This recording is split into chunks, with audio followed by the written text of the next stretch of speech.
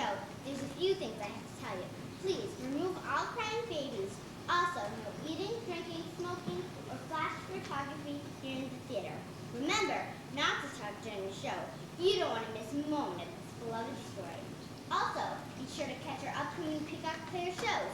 Auditions for the May show, The Sound of Music, on February 16th through the 18th.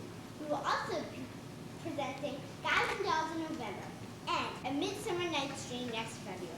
Now it is time for me to introduce to you that famous author, Miss Josephine March, who will share with you the story of her early life.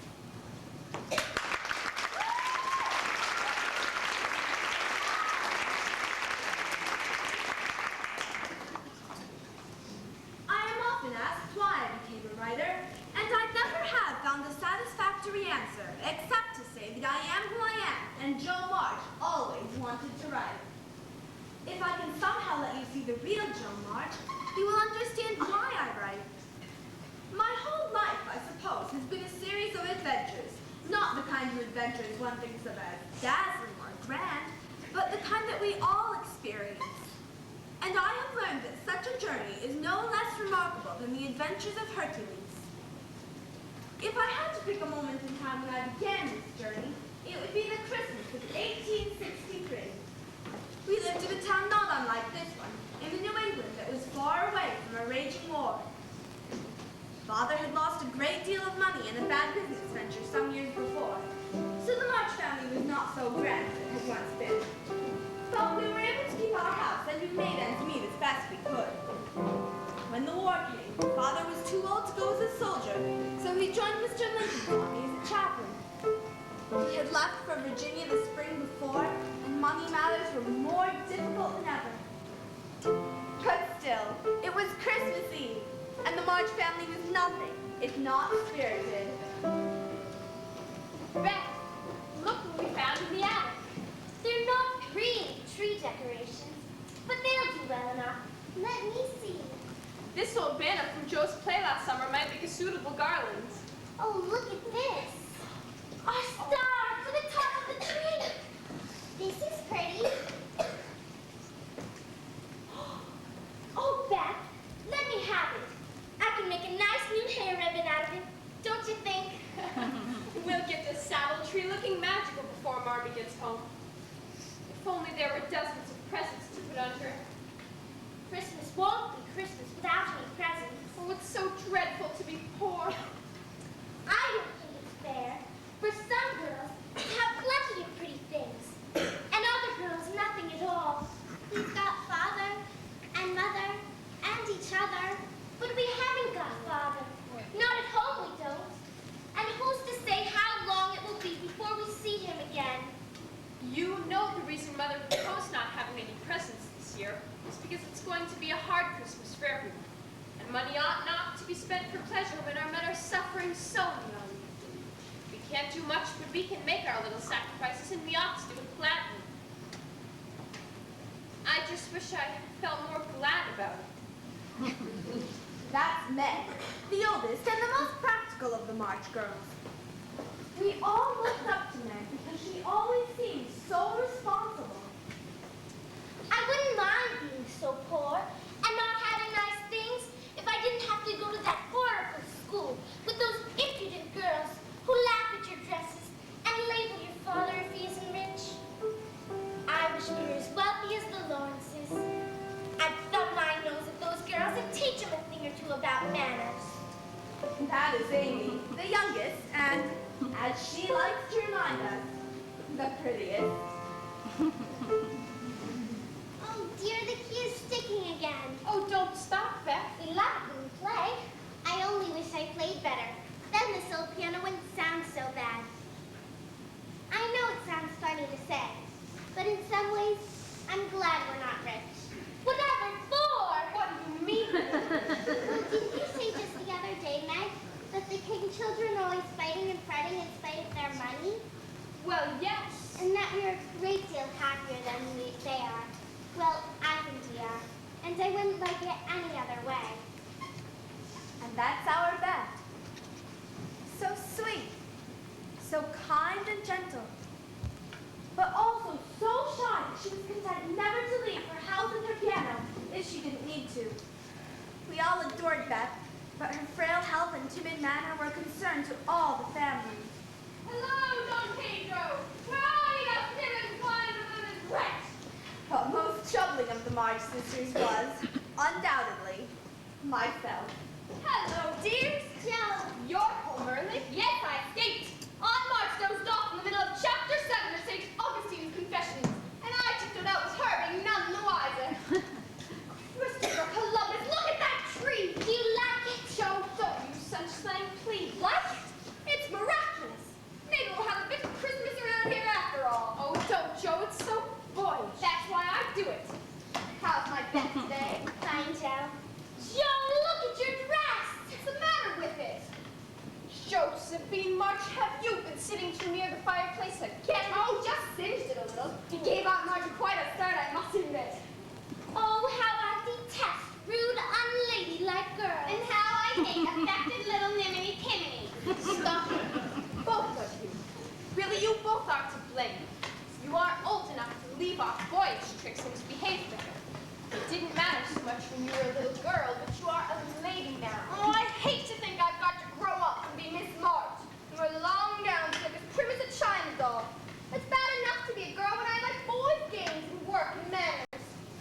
I can't get over my disappointment in not being a boy. When it's worse than ever now, for I'm dying to go fight with father. But I can only stay home and knit like a pokey old woman. Poor Jill, it's bad enough, but it can't be helped. You must try to be content with making your name boyish and playing brother to us girls. Or playing those silly men in those silly plays of yours. And as for you, Amy, you are altogether too particular and prim. Your airs are funny now, but you'll grow up an affected little goose if you don't mend your ways. Oh, that's enough, Joe.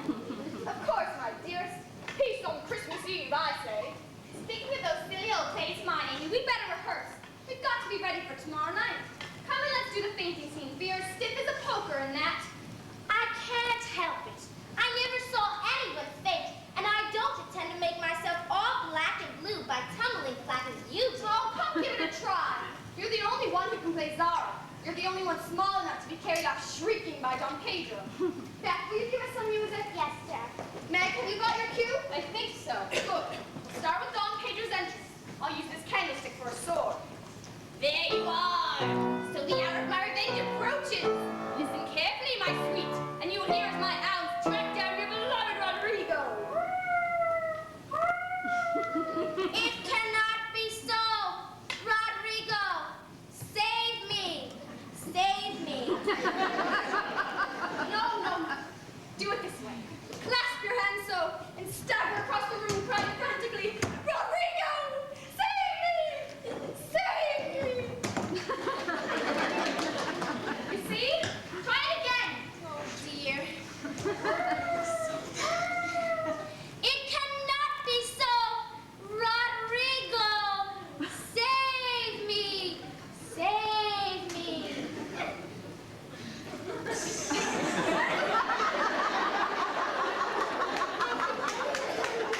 Do your best when the time comes, but if the audience laughs, don't blame me. I don't see how you can write and act such splendid things, Joe. You're a regular Shakespeare. Not quite. Although I do think The Witch's Curse, an operatic tragedy, is a rather nice thing.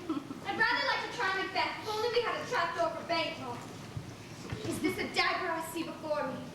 No, it's that horrid old candlestick Aunt March gave us 2 Christmases ago. Glad to find my girl so merry. We had always called our mother Marmy as far back as I can remember. She was the most unselfish woman I have ever known. Everyone in town admired her, and we thought she was the most splendid mother in the world. Well, my dears, how have we got on today? Beth, how is your cold? Meg, you look so tired. Were those king children of bad sorts today? Amy, how was school? Joe, how did you find out March? She found her well enough, but left her sleeping. I've got a treat for you all. Cheers for father! A nice long one. He's well and he thinks he'll get through the winter better than he feared. He sends all sorts of loving wishes and a special Christmas message to you girls. I'll read that part. Here it is. Give them all my dear love. My dear love and peace. Tell them I think of them, pray for them, and find my best comfort in their affection at all times. I know a year seems very long to wait before I see them, but remind them that while we wait, we must all work so that these hard days need not be wasted.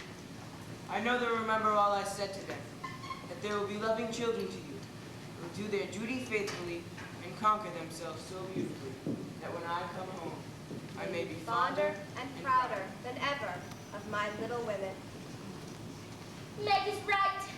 I am a selfish little goose. I'll try not to be so rough and wide, but do my duty here instead of wanting to be someplace else. That's Hannah, our housekeeper, our cook, our rock of Gibraltar. She had been with us since Meg was a baby. Good evening, Mrs. March. Hannah, Merry Christmas. I must be telling you that a carriage has just pulled up to the walk, and I don't have to make a guess who it might be. Aunt March? Uh-oh. Whatever can she want? Aunt March never goes out. Especially in winter. Joe, do you know anything about this? Well, Josephine? yes, Aunt March. It seems you've neglected to relay your Christmas wishes before leaving your aunt today. I'm sorry, Aunt March. Merry Christmas, Auntie. Girls, please offer your best wishes as well. Aunt March was my father's aunt and was extremely rich and extremely unpleasant. She was widowed and childless and rarely left her big house on the hill because of her immense ill. Aunt March did hire me as a companion when father left for the war, and it was my job to read to her and be at her beck and call. Josephine left today before I had a chance to give her these. One for each of the girls, $1 each. Thank you, Aunt March. You can thank me by spending it wisely and not in the foolish manner that young girls are accustomed to these days. Yes, Aunt. Thank you, Aunt March. Won't you stay for some tea? Nothing of the kind. I must get back home before I catch my death of cold. It was not the trip I anticipated taking. I understand. You'll be glad to hear, Aunt March, that I just had a letter from Mr. March. He is well, thank God, and speaks optimistically of the winter ahead. Foolish nephew to run off and join the army at his age. Where does he get off doing such a thing? And to leave his family behind for others to take care of, no less? We take care of ourselves. Thank you, Aunt March, and please accept my warmest Christmas wishes. Yes, good day to you all.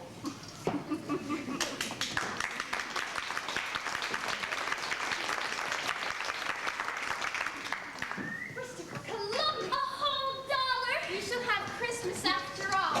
Here you are, girls. Do you believe what she said about Father? I shall buy a nice new box of Faber's drawing pencils. I really need them. I'm going to buy a blue and yellow bonnet. You know, Joe, the one we saw at Mason's. Nothing like that for me. I've had my eye on those volumes of books for the longest time, and now I can get them. And you, Beth, what will you do with your $1? Do you think it would be all right if I got some new sheet music? They have so many wonderful songs at Mason's. Maybe I should buy some new hair ribbons instead. What do you think, Meg? Well, why not buy only a few pencils? Then you might have enough for some hair ribbons as well. Mrs. March, this was just delivered. That little German boy brought it round to the back door. I told him to wait. It's the Hummels. Oh, dear, I think Mrs. Hummel's baby's coming soon. Hannah, please fetch my hat. But you haven't had your tea. There's no time to lose. But who are the Hummels? The German family that lives by the warehouses. Mr. Hummel was killed in Virginia. There's no one to look after Mrs. Hummel and her 4 children. Soon to be 5 children. Thank you, Hannah. Girls, you are not to wait up for me. Joe, I put you in charge of the household. Beth, be sure to take your medicine. Good night, my dears. Good night, Mom. Poor woman. I don't see why these Hummels have to ruin our Christmas Eve. The Hummels have bigger problems to worry about than whether to buy pencils or hair ribbons. Dear, dear Mom. Somehow wishing for some new sheet music seems so selfish of me. The old music is perfectly fine. Look, Mommy's slippers. See how worn they are? I know. I shall get her a new pair with my $1. What do I need with some silly old books? No, I'll get her the slippers. I'm the oldest. She left me in charge of the household. I'll buy them. I'll tell you what we'll do. Let's each get something for Marmee and not worry about ourselves. What? That's so like you, dear. What will we get? Well, if you get her the slippers, Joe, then I shall buy her a nice pair of gloves. Some handkerchiefs. I'll hand. She'll like that. I shall buy her a little bottle of cologne. She likes cologne, and it won't cost much. So I'll have some left to buy my pencils. Let's hurry before Mr. Mason closes up shop for Christmas Eve. Come on, girls, Beth, be sure to wear your heavy scarf. Christopher Columbus, this is going to be a capital Christmas after all. Maybe if I buy a very little bottle of cologne, I'll have enough for one hairpin and 5 pencils, or 2 hairpins and 3 pencils.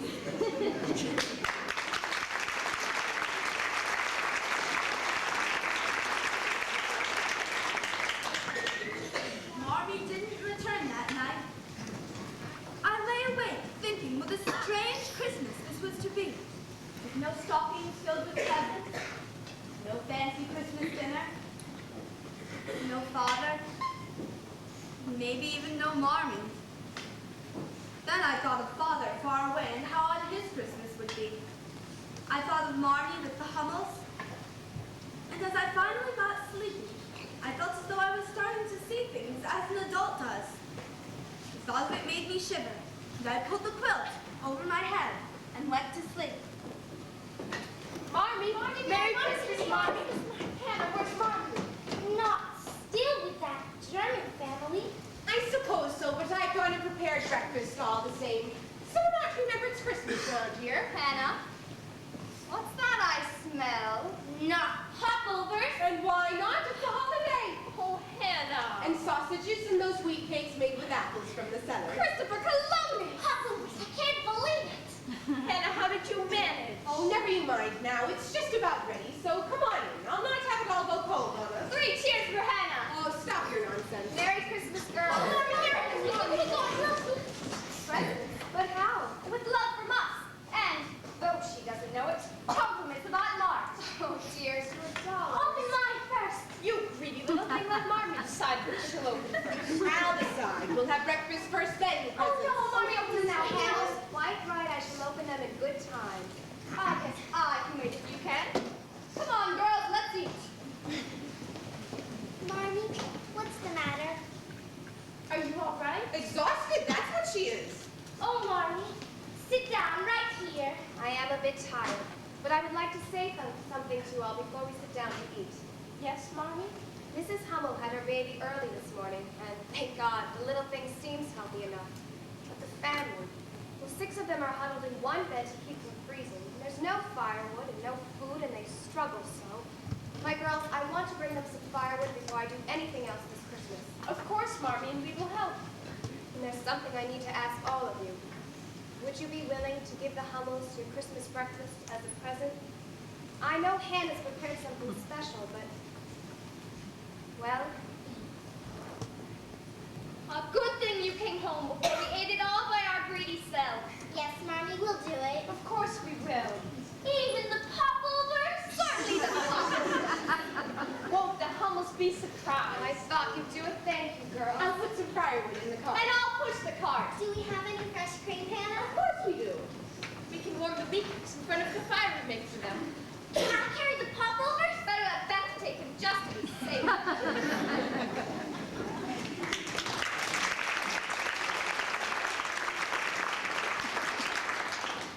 What a funny foursome of angels we were at the Hummels, all scurrying about their shabby one-room hovel like schoolgirls on a class outing. Beth tended to the baby. Hannah got a good roaring fire going, and the rest of us served food to the family whose grateful expressions brought tears to our eyes, even as we couldn't help giggling with pleasure. Then we were off to church for Christmas services, and home for a simple breakfast with sweet bread and milk and crackers. All in all, a Christmas with so little. And yet I cannot recall one richer in spirit.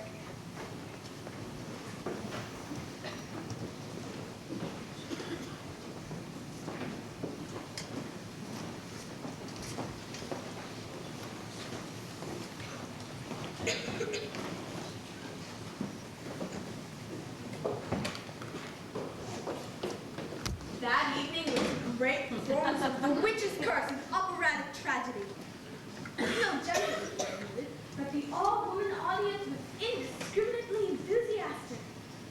Even the one or two members who had actually seen a real play before. It must be the curse of the old witch that has delayed my beloved Rodrigo, for he has promised to come ere the sun touch the nether edges of the great oaks that surrounds this castle. I hear horses in the courtyard, my Lady Zara. Perhaps it is he. Oh, tarry not and go find out my faithful nurse. My heart will be forever frozen in grief till I know if 'tis he. Certainly, my lady. Oh, hither, hither from my home, to this dreary castle I have come. Only Rodrigo's love can make us me glad and save me from this villainous cad. Zara, I have come. Alas, it is Don Pedro, my heart's scourge and my love's enemy. There you are. So the hour of my revenge approaches. Listen carefully, my sweet, and you will hear as my hounds track down your beloved Rodrigo. It cannot be so. Rodrigo, save me, save me.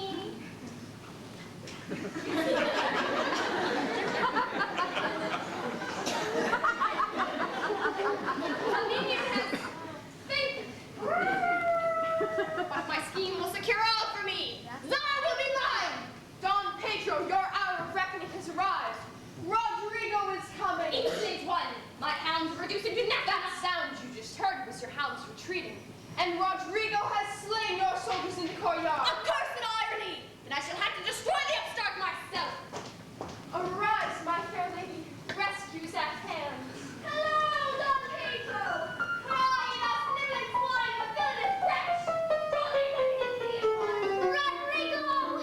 Let us avert our eyes, my lady, ere our hearts will break. Justice, righteousness, and the honor of my beauty and Zara. Rodrigo! It is I. You have not forgotten your Zara. Act as if it were all right. Don't worry, everyone. There's just a little bit more, you'll see. Go on. I can't. My lady, Rodrigo, look! The setting sun is touching the nether edges of the great oaks. I broke the strap on my shoe. Did I not promise it so? Long live Prince Rodrigo! This sunset brings a sudden end. The aged curse the old witch did send. And so we close this valiant tale with heartfelt cheer to wish thee all well.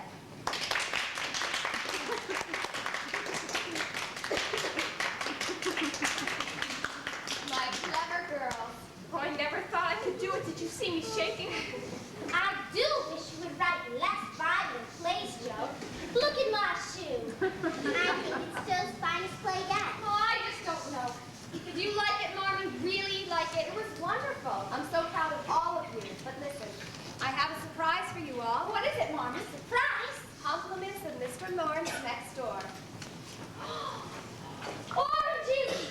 Fruit candy! Chocolate! And such lovely flowers in winter! Oh, Mommy. Everyone, please join us. A Merry Christmas to you all. Old Mr. Lawrence sent it? Who put such a thing into his head? Hannah told one of his servants about your breakfast party for the Hummels. He's an odd old gentleman, and hearing that pleased him so, he asked if he might send over a few trifles in honor of his day. A few trifles. Christopher Columbus.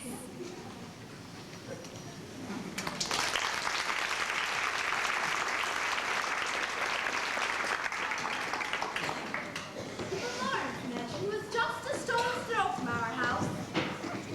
In fact, we seemed to live in the shadow of that great, rambling house. Old Mr. Lawrence was a private sort of person, a stern-looking old gentleman who only went out under cover of his big flat carriage. We girls had paid little attention to the inhabitants of the dark house and their goings-on until that December. Mr. Lawrence's grandson, Theodore, came to live there right after Thanksgiving, but he seemed as secretive and reclusive as his grandfather. I have a strong suspicion that it was his grandson who was responsible for our Christmas surprise. I was determined to find out and waited all morning the next day until I saw the old man's carriage drive away. I'm so sorry, but you've just missed my grandfather. He's gone to town. Has he? That is disappointing. You must excuse me then. No, wait. You mustn't go.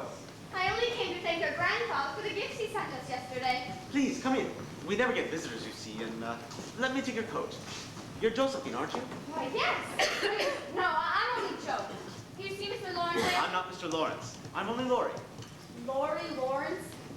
What an odd name. No, my first name is Theodore, but I don't like it because the fellows at school called me Dora for short. So I made them say Laurie instead. I hate my name too. Josephine. So sentimental. I wish everyone would say Joe instead. How did you get the boys to stop calling you Dora? I thrashed them.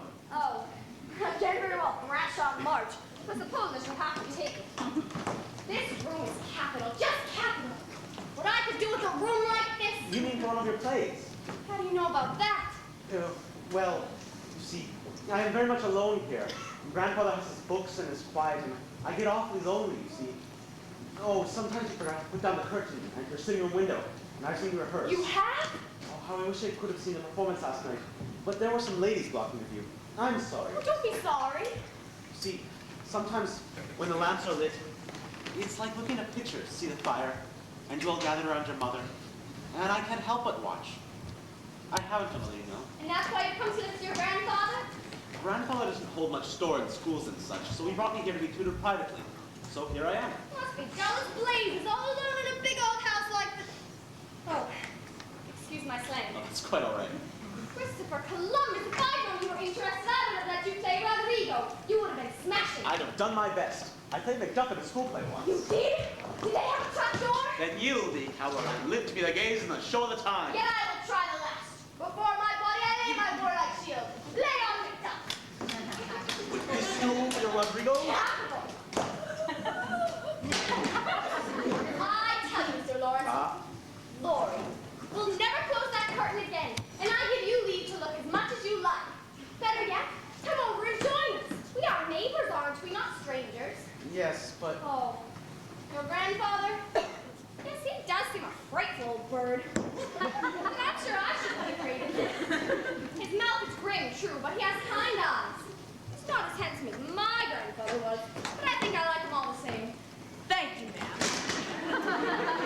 Grandfather, you're back already?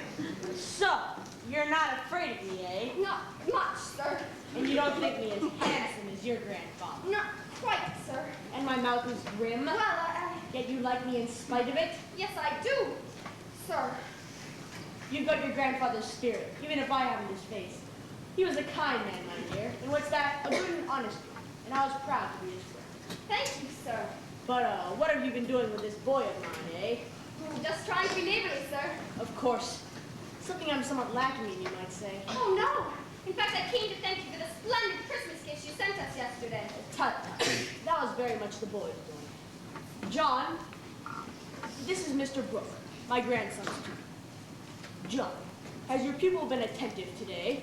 Well, Mr. Lawrence, this being a holiday season, any student tends to be a bit distracted. Exactly.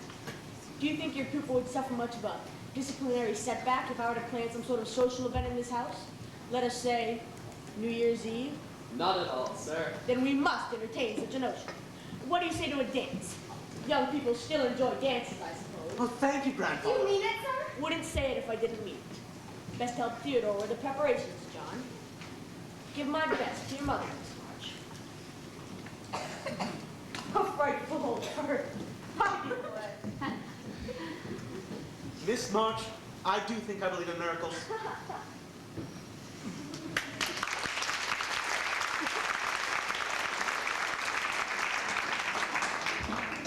There hadn't been many dances since the war started, and even fewer that the March girls were invited to. But we meant to have a glorious time at this one. Beth and Amy were considered too young for dancing, but were invited for the supper. As for Meg and I, we were struck with delightful panic. Oh, these hair ribbons look so sad. How we need some long, beautiful ones. They look fine, dear. Do I really have to go, Marnie? I'd much rather stay at home with you. Mr. Lawrence has invited you, Beth, and it'd be rude not to accompany the other girls. I wouldn't miss it for the world. And they will have music there, Beth. Claire, say that Mr. Lawrence has hired 60 musicians. There you go, Miss Meg. I got that sash looking as happy as I can. Thank you, Hannah. But where's Joe? Joel! Joel! Is that true, Max? 16 musicians? Have you got your gloves, girls? Joe's getting mine. Joe! I heard that Lorraine Garner is wearing that all-silk dress she wore at the harvest ball. How ostentatious of her. Look at the time, my dear. It'd be rude to arrive too late. Joe! I'd look better than Lorraine in that silk dress. It's just my color. I say we call the whole thing off. Just look at my gloves. Those lemonade things didn't come off. Here are yours, Meg. They look fine. But Joe, you can't go dancing without gloves. Dancing? Not very likely with this. Oh, dear. Does the patch show? Something awful. It's my own fault. That burn from the fireplace ought to teach me one Tonight thing. you must sit as much as possible and keep your back out of sight at all times. That will be a challenge. Well, maybe I can stay out on the porch all night so I have an excuse to keep my coat on. It's hardly noticeable. Get your coats on, girls. But Marmee, what are we going to do about Joe's gloves? I'll go without. I don't care what people say. Meg, give Joe one of your gloves. Then each of you hold one of the soiled ones folded up in your other hand.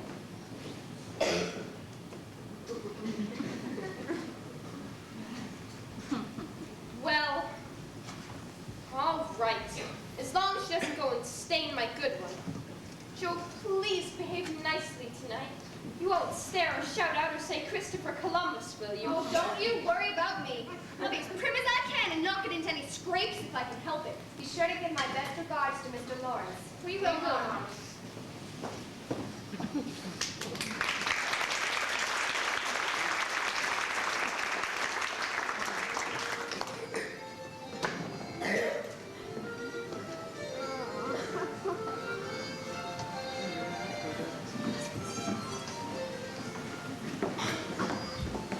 And you must be the young Mr. Lawrence.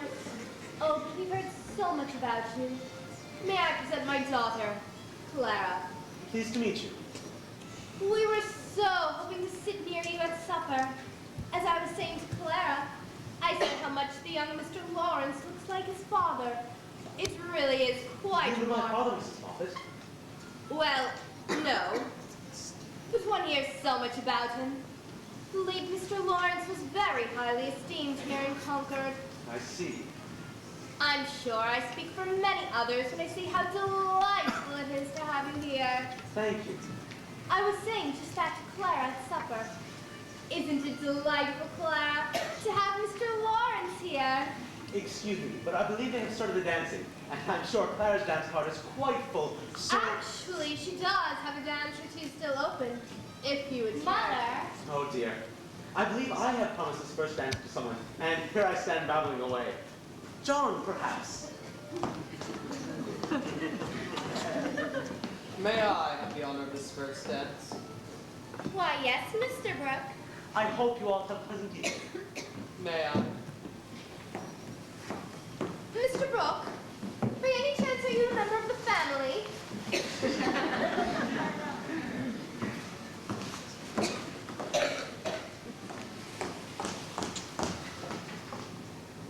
There you are. Laurie! Where have you been hiding? I've been looking for you ever since supper. Hiding? Why would I be hiding? This orchestra is just splendid. Your grandfather sure knows how to do a thing right, I must say. There'd be no dance tonight at all if it weren't for you. Nonsense. My only regret is that you saw fit to invite so many people that I haven't been able to speak to you all evening. Well, you can talk to me any old time, but this music. Then that's not wasted. Where's your dance card? Well, I lost it. Then I play this dance myself. No. I mean, I can't. For you see, I told Meg I wouldn't because Because what? he won't tell. Of course not. Well, I have a bad habit of standing too close to the fireplace and sometimes burn my frocks. I scorched this one pretty badly, and though it's nice to mend, the patch was something awful. So I promised Meg I'd sit still so no one would see it. Joe, you're the oddest girl. You may laugh if you want to. It's funny, I know. Never mind. We must do something about this. You can't go to a dance and not dance at all. Especially when I've so been looking forward to it. I am sorry, Laurie. It's all my fault. I know what to do. Do you see this hall over here? It goes straight behind the musicians. We can dance there and no one will see us. Capital idea! Will you do me the honor, Miss Marsh? Certainly, Mr. Lawrence. Let's go then.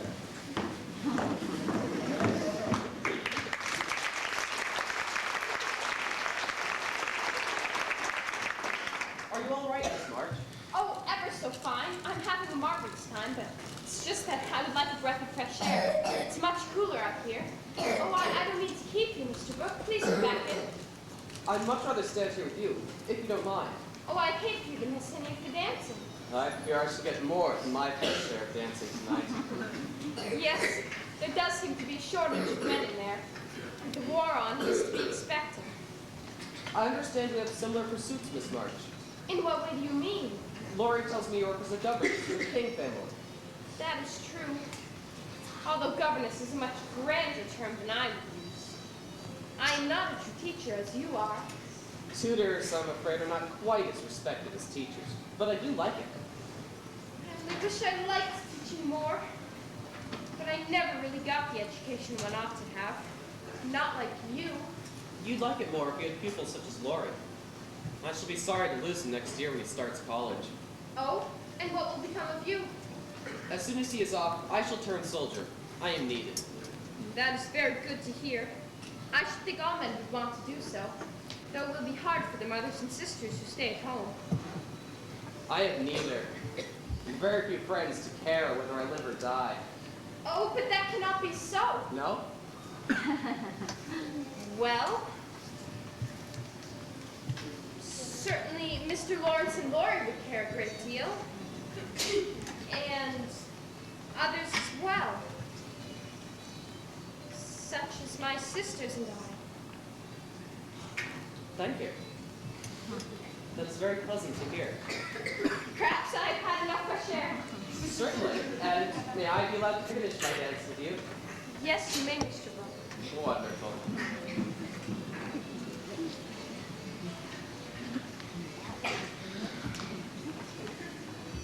Amy, come back. Someone might see us.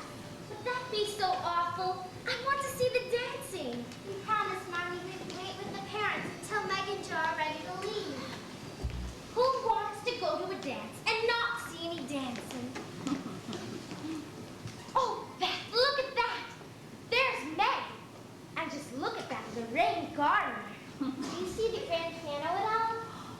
I should say so. Come and take a look. It's as big as our dining room.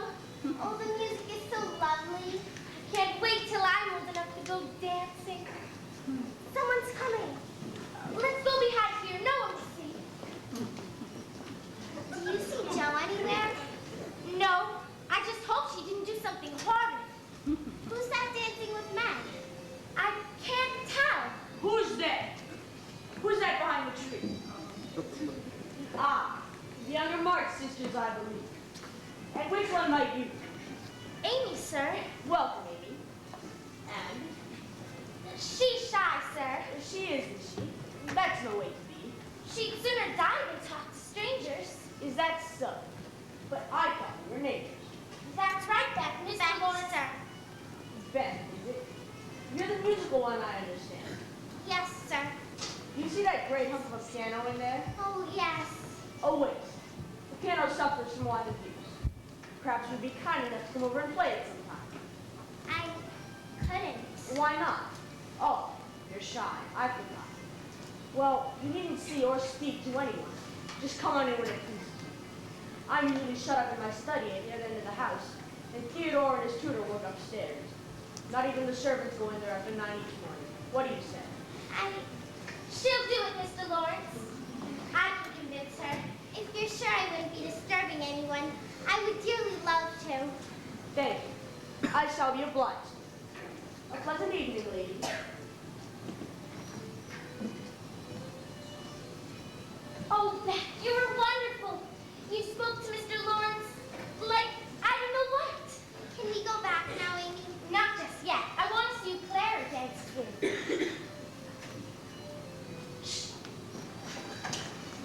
But it is pretty obvious, isn't it? What is, Mother? I can never understand you. The Lawrence boy. The first time he meets any parents in society, those March girls descend on the place. I'm sure they were in invited, Mother. That has nothing to do with it. I'll bet you anything that Daisy March has got that young Lawrence boy pegged out for one of her elder daughters. Meg, Joe, And don't think that wouldn't be a fine feather in her cap, capturing a wealthy Lawrence for one of her girls, especially when they have no money of their own and no prospects likely to turn up. I don't think Joe March would marry any boy. Don't talk nonsense, Clara. You take my word for it. The oh-so-charitable Mrs. March has got plans for those girls. Why, you all the... Did you hear that, Beth? Beth, you're crying. That's all right, my dears. You know none of it's true. Please go home now, Amy. Right away. There you two are. We're looking for you in the dining room. Well, Beth, what's the matter? We have to leave, Joe. Right now. Of course. Laura, will you get Meg? Certainly. Amy, what's happened? We can't tell you. Not here. Let's go get our coat. Joe? What is it? Something happened to Beth? We've got to get home. Something has upset Beth terribly. Laura, will you forgive us for leaving right away? Please let me see you home then. We'll be fine. But give our goodbyes to your grandfather for us. Good evening, Mr. Brooke, and thank you for your company. Please wait one moment, Miss March. Is it possible that we may meet again? No, I must get home right now. I mean, yes. Yes, Mr. Brooke. And thank you. Miss March!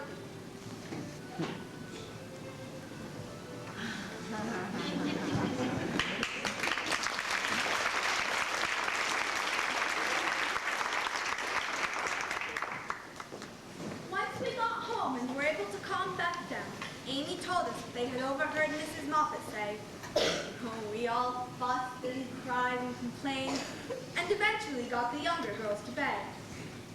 Then Meg and I went down and told Marmee the whole story.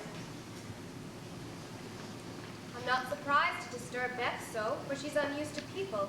But surely the rest of you couldn't take offense at such talk. Take offense? I do indeed. Why, if I'd been there instead of Bella, why do people say such things? For any number of reasons you can't fully understand. Learn to recognize the value of praise that comes from other people and don't busy yourself trying to understand their scorn. Come on. Do you have plans for us, as Mrs. Moffat said? Yes, dear. I have a great many. All mothers do. But mine differ somewhat from Mrs. Moffat's, I suspect. I want my girls to be beautiful, accomplished, and good. To be admired, loved, and respected. To have a happy youth. To be well and wisely married. And to lead lives with little sorrow or care to try them as God sees fit to send. My dears, I am ambitious for you. But not for you to make a dash in the world. Or marry rich men merely because they are rich. Or have splendid houses which aren't homes because love is wanting. I'd rather see you poor men's wives if you are happy, beloved, and contented, rather than queens on thrones without self-respect or peace. I sometimes wonder if poor girls stand a chance unless they are forward or bold. Well, then we'll all be old maids. Joe, Better to be happy old maids than unhappy wives or unmaidenly girls running about to find husbands. Don't be troubled, Meg. Poverty seldom daunts a sincere lover. We talked late into the night. Not so much as a mother instructing her daughters, but as three women talking and discussing freely and openly. It was the kind of conversation that makes it difficult for one to go back to childish ways.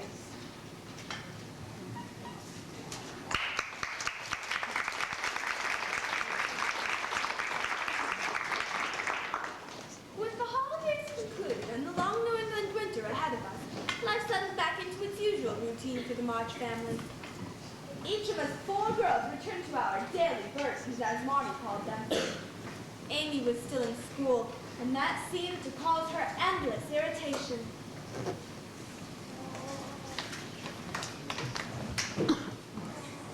Here she comes. How does she look?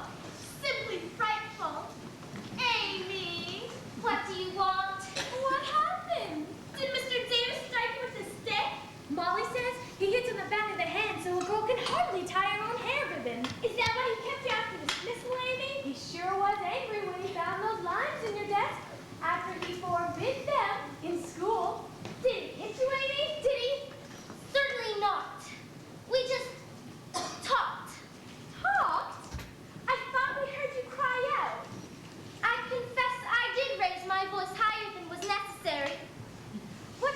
tell Mr. Davis? I told him I was not accustomed to being spoken to in front of the others like that. And if my mother knew, she would refuse to let me return to this silly old school. Well, what did he say? What could he say? He sort of apologized to me. Then I told him it was bad enough I had to go to school with a bunch of ill-mannered, snobby girls who have the sense of peahens. And my hands are just fine, thank you.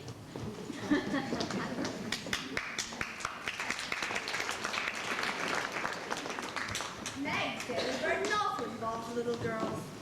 As governess for the king children, she found that being the teacher was even less an enviable position. Sarah, please pay attention. Katie started it, didn't I? Please do not crow, girls. We were trying to review the words on page 16.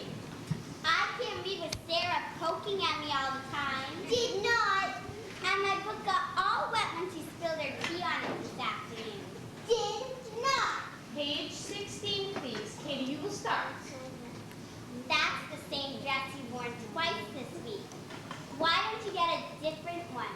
A prettier one? We are not discussing dresses. Because she's poor, stupid. Everyone knows that. I'm not stupid. No. Sarah, please start reading. I heard Mama telling Martha, too. Poor as church. All governors are. I'm not stupid. Enough. Katie, you will start.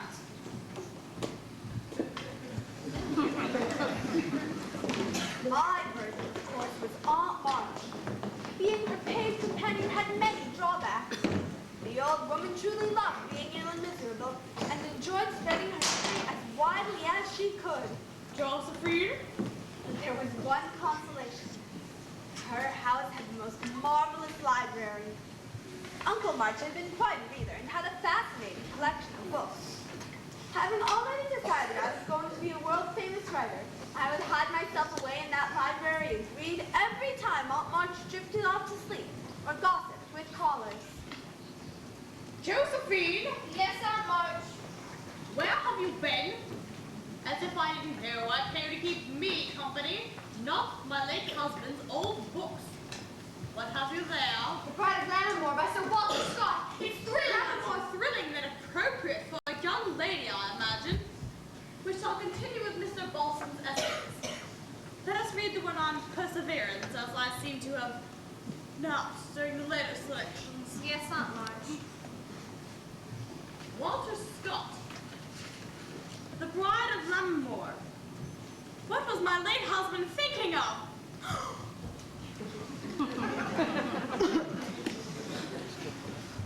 As for Beth, dear, sweet, fragile Beth, neither school nor outside work quite suited her. Her shyness and fear of people made any effort to introduce her to the outside world a painful failure. It took some persuasion on all our parts, but she did find the courage to start going over to play Mr. Lawrence's grand piano. How her face shone when she returned, telling us about the magical sounds that she never imagined she could create.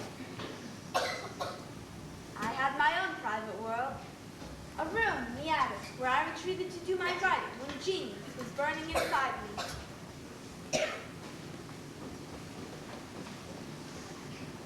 Joe, Yes, Beth. I'm sorry to disturb you when you're writing. I know how difficult it must be. Difficult. This wretched story just refuses to cooperate. I've got the Princess in the Tower and Ferdinand in the dungeon, and Christopher Columbus, my brain aches so. I shouldn't bother you then. No, Beth. Seems as though I haven't seen you these past few days. I've been busy making these. What is it? Slippers for old Mr. Lawrence. He's been so kind to let me come over and play his piano. I didn't know any other way to thank him. Do you think it would be all right? Oh, capital. Your needlepoint is top notch. She couldn't help but love it. The only thing is, how do I get them to him? Well, it shouldn't be too difficult. You just tell him that you wanted to thank him. It would be so forward. How's this then? You write a little note to go with him, and I'll get the package to Laurie. He can put it on his grandfather's desk when he's out. There you are. Oh, thank you, Joe. That's what I'll do. Lovely wrapping vest. Is that one of Amy's hair ribbons you've got she was going to throw up. I think.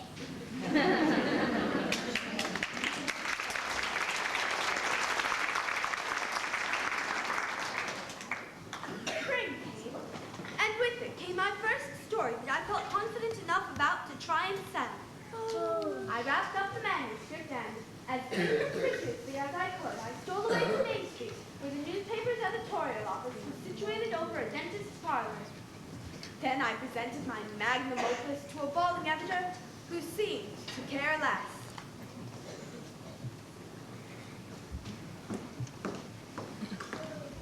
Caught you. Lord, I've been following you, Miss March, ever since you left our house. no, you haven't. Yes, I have, and with good reason. I haven't seen you in days. You never come out of that old attic of yours.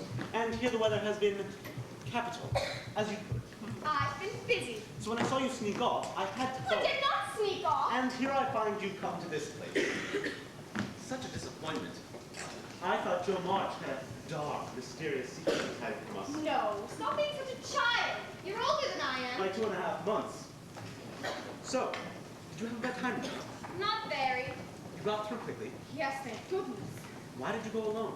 Didn't want anyone to know. The oddest girl.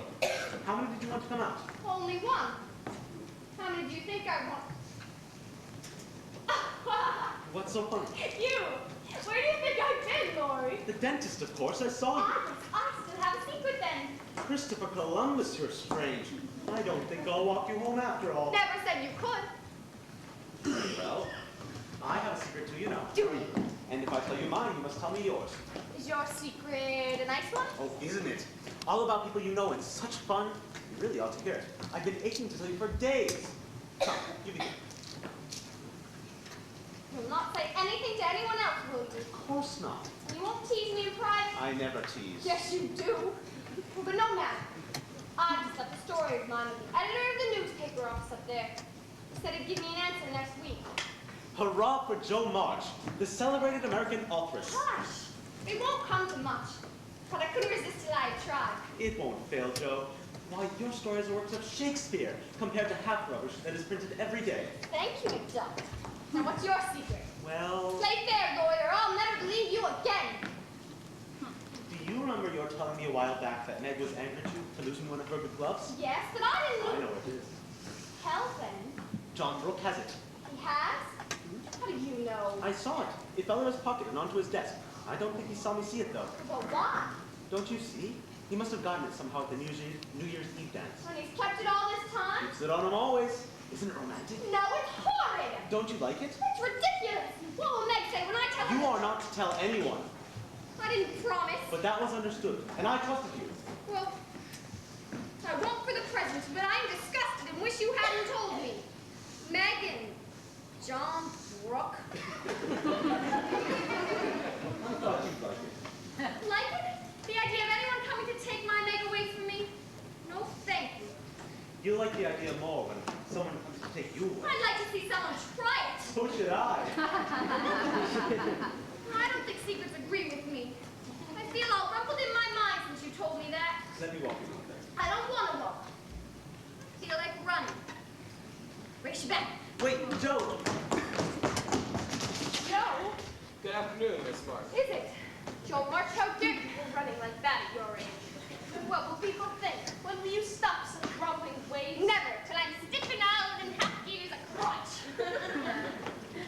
I hope you will excuse my sister's rude behavior, Mr. Brooke. No use trying to apologize for Joe. Nice talk, Laura. You were running just as fast. Faster. I could have beat you if I wanted to, but I'm too much the dentist. I feel it is I who must apologize. It did not reflect well on the two. Oh, bosh and nonsense. Joe, I'm going in. Goodbye, Laurie. Are you coming, Meg? In a moment. Good afternoon, Mr. Brooke, and thank you for your company.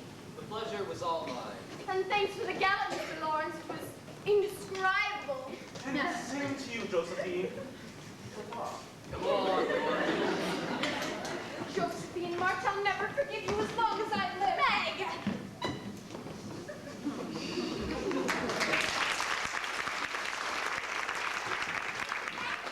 Meg, we're waiting for Beth to come back from Mason's and thought you were... Look! A piano! Can you believe such a thing? Is it for Mr. I should say so! There even servants brought it over not more than 10 minutes ago. But I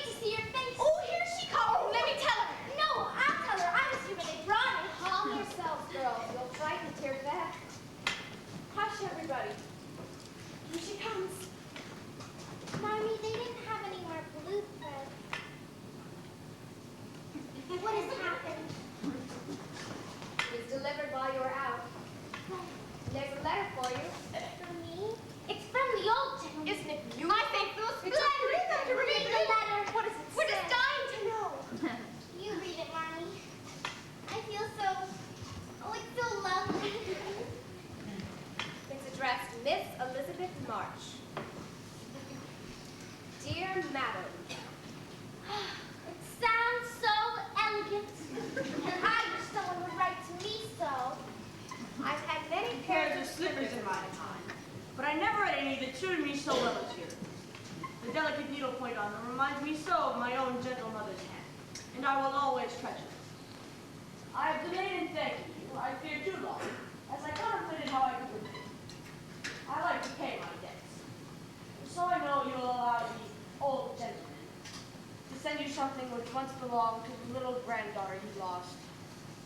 I have long hidden things away. When I saw you in the hall that evening, you reminded me so of her. I can think of no better place for her piano than with you. With hearty thanks, I remain your Humble servant, James Lawrence. Christopher Columbus, you've made a friend back. Your humble servant, James Lawrence. Only think it's writing that to you. Wait till I tell those girls at school. Play it, Beth. Let's hear how it sounds. Go ahead, Miss Beth. Play that thing you were practicing yesterday. I must thank him. Of course, dear. You wrote those notes. I'll bring it over. I can bring it over. No, I must thank him myself. Now. Yes, now. Well, that isn't the strangest thing I've ever seen. That piano has turned her head. She would have never got in her right mind. Marmy, do you think Beth is all right? I'm sure she is. Let's watch through the window. There she is at the gate. She's turned back. She's gone scared. Oh, no, she's going up to the door. I do believe the world is coming to an end.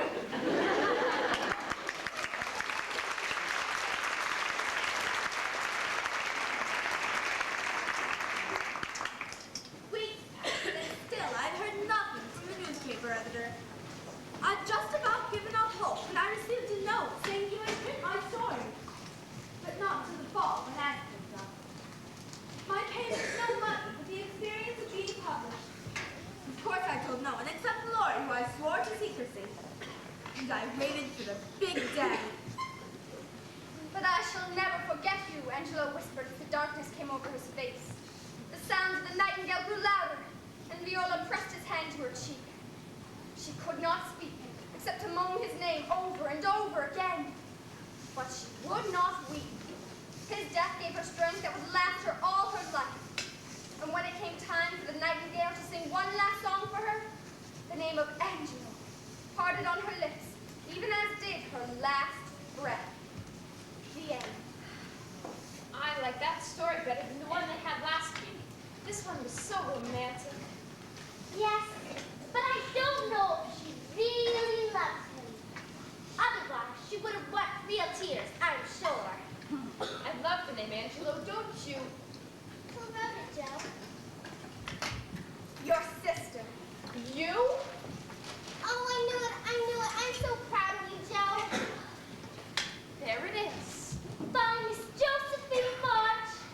It sounds so elegant. Wait till I tell those girls at school. No, that's wonderful. Your father will be so pleased. Oh, it's a start, I dare say. No one much will know this. Josephine March, we know you are the most clever girl, and now it's in print for everyone to see. You must tell us, Joe, how this all came about. Last spring, I went to see the editor of the newspaper office. You wouldn't believe what a sad old thing he had. But he looked. Oh, Mrs. March, this has just come. It's one of those telegraph things.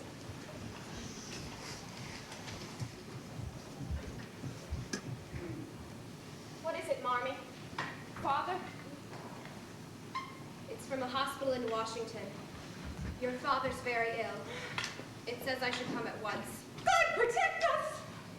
Children, I'll have to leave right away. Poor father. Girls, help me get ready.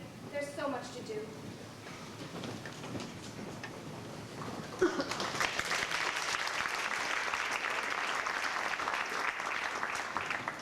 preparations were made quickly and quietly. I got Lori to run down to Main Street to telegraph the hospital that Marmee was on her way.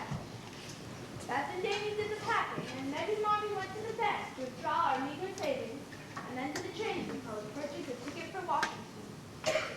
My job, I felt, was the most awful. I was to deliver a note Marmee wrote to Aunt March, asking for some money for expenses. Of course you come to me. Hadn't I said that it was absurd for a man of your father's age and condition to go into the army? Hadn't I predicted that no good would come of it? But did anyone to me. Father's very ill, Aunt March. Mother's leaving on the 4 o'clock train. We need your help. This is a considerable amount of money mentioned in this letter. Whatever you can spare, Auntie. He had no right putting his family in such a position. We are very proud of Father, even if you aren't. Well, we never would have asked your lousy money if we had anywhere else to turn. Josephine! I'll go then. So sorry to disturb you, Aunt March. I shall think the matter over carefully and let your mother know before 4 o'clock. In the meantime, I shall try to forget your impudence, young lady.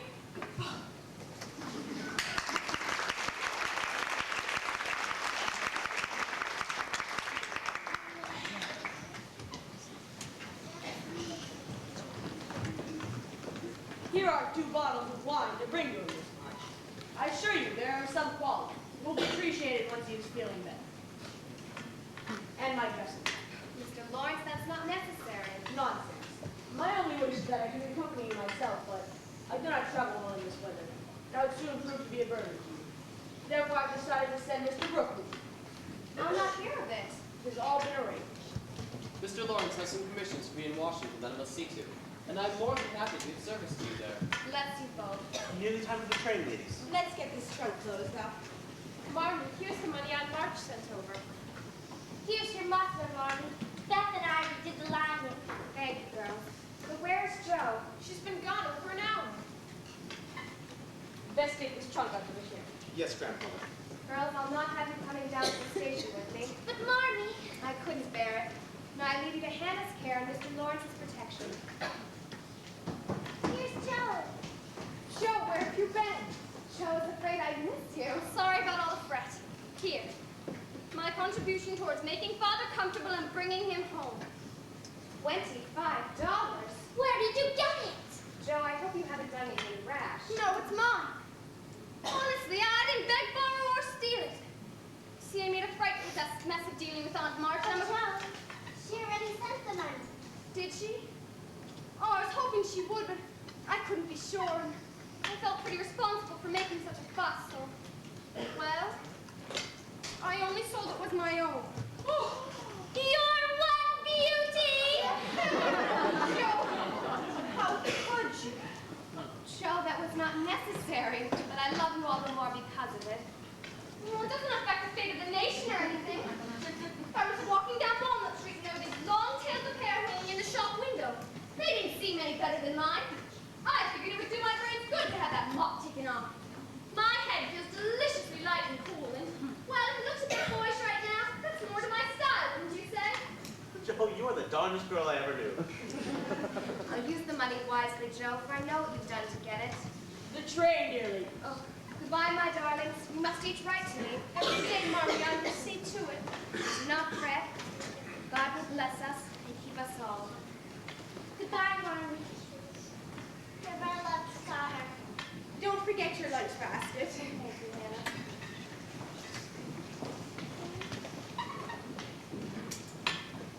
Take good care of her, John.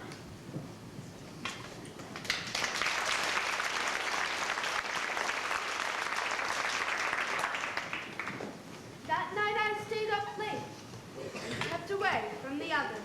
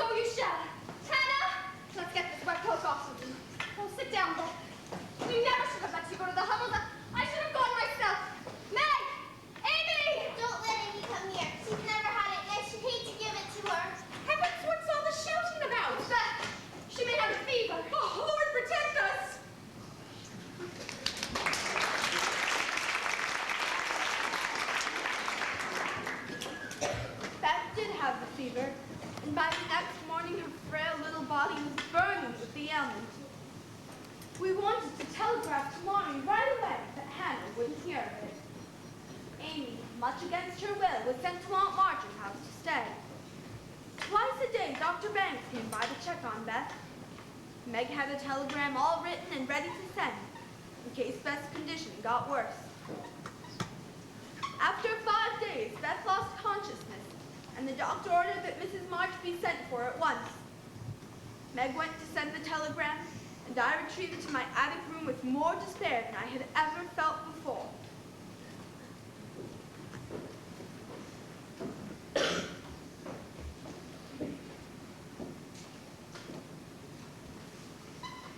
What is it, Joe?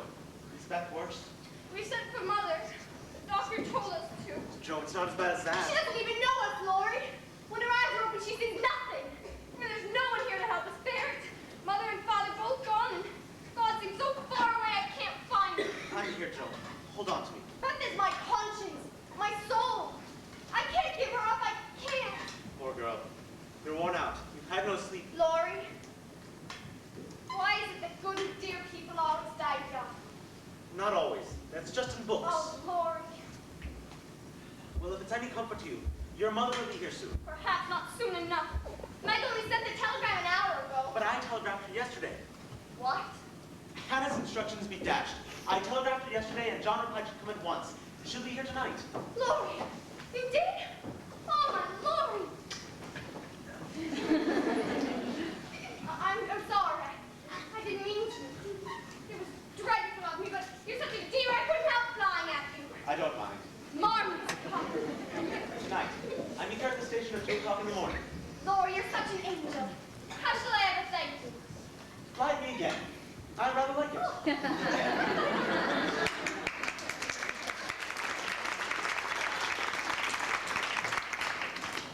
The hours ticked by slowly, and there was no change in Beth's condition. If only Marmee would come. If only Marmee would come. If God spares Beth, I will never complain again. If God spares Beth, I will love and serve him all my life. I wish I had no heart it aches so. If life is often as hard as this, Meg, I don't know how we shall ever get through it. Hannah! Hannah, what's happening? Oh, my poor Beth. Hannah! Oh, the fever's turned. She's sleeping natural. Her skin is damp and she's breathing easy.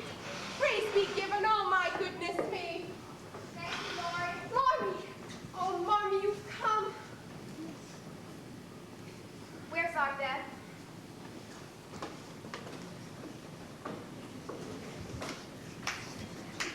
Hannah was right. The fever turned, and by morning Beth's eyes were clear and quite bright.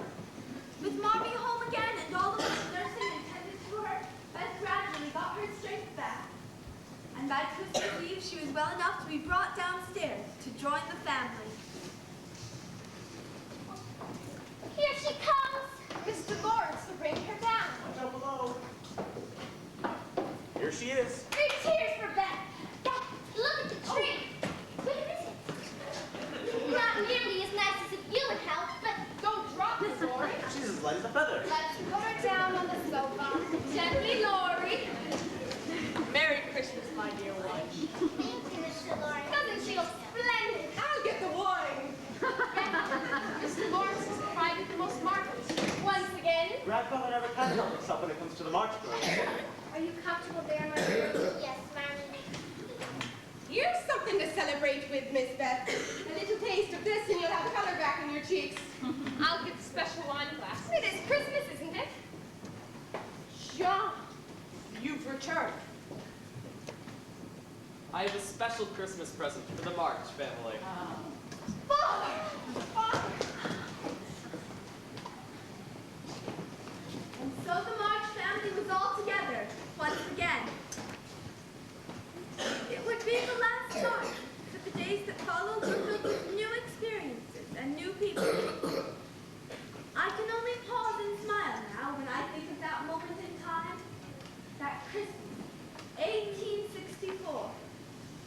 And I frown, and I laugh when I think of what would become of those 4 little women.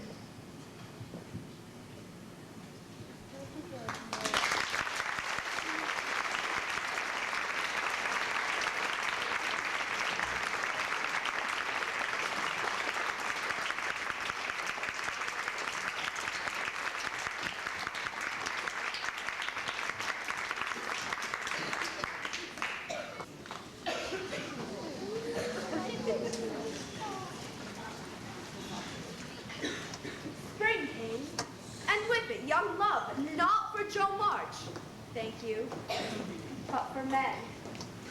Losing her was inevitable, but as was my way, I wasn't about to give her up without a fight. Please stop referring to Mr. Brooke as mine, John. It isn't proper or... He's not mine. I've told you I don't care about him much. And that's all there is to be said. But Meg, you're not yourself, not a bit. You seem so far away from me at times, and I know it's because of him. And Lori tells me how John feels about you.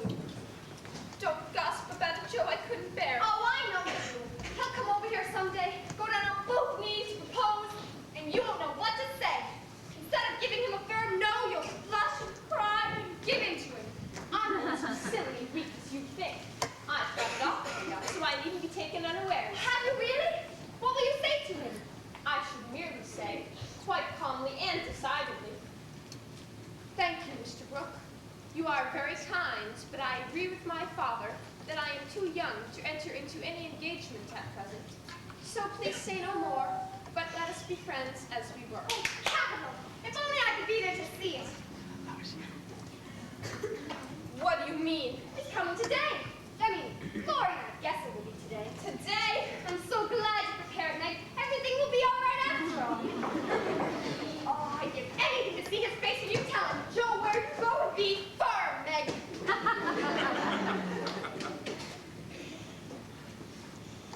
Good afternoon.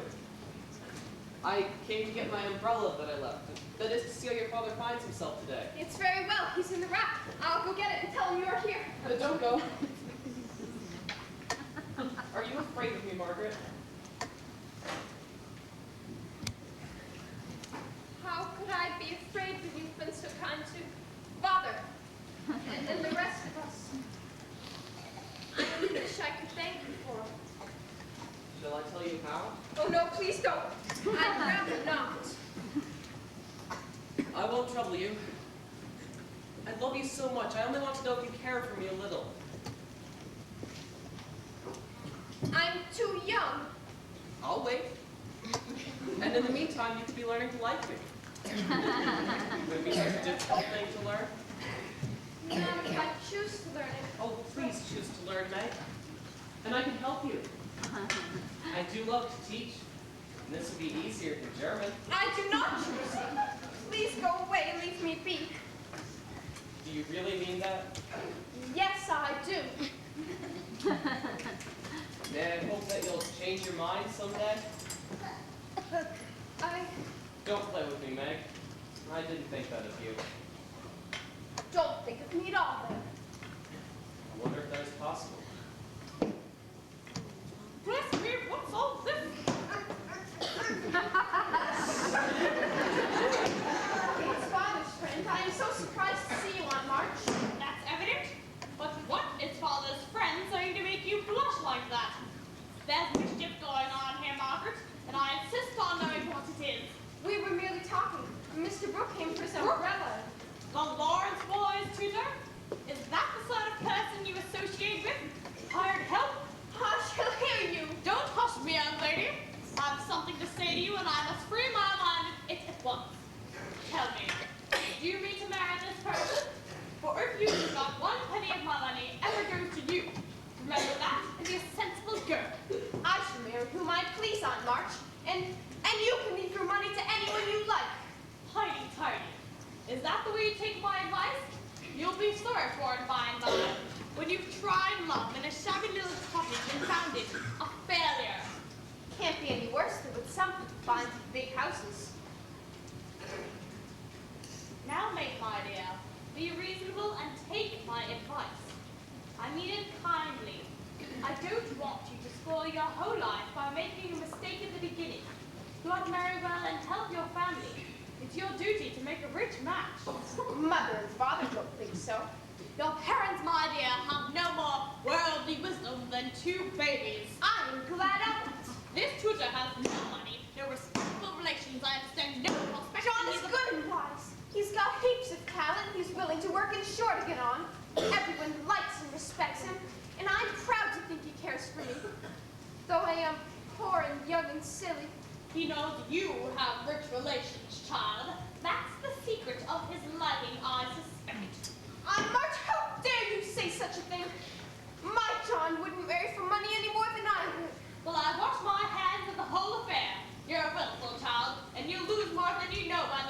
folly. Don't expect anything from me when you're married. I'm done with you forever. Thank you for defending me, Meg. John, you heard. And I thank your Aunt March for proving that you do care for me a little. I didn't know how much until she said all those awful things about you. And I needn't go away, No, but may stay and be happy. May I? yes, John. Meg, what did he say when you...